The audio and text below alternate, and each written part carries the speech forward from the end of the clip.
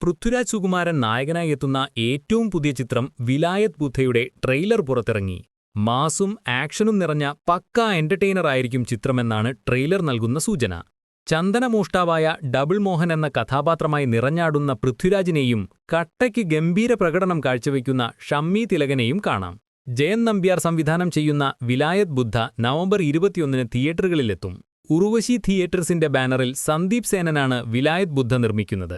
GR ഇന്ദുഗോപന്റെ പ്രശസ്ത നോവലായ വിലായത് ബുദ്ധ അതേ പേരിൽ തന്നെയാണ് ജയൻ നമ്പ്യാരുടെ സംവിധാനത്തിൽ സിനിമയായി പ്രേക്ഷകരിലേക്കെത്തുന്നത്. പ്രിയംവദ കൃഷ്ണയാണ് ചിത്രത്തിലെ നായിക.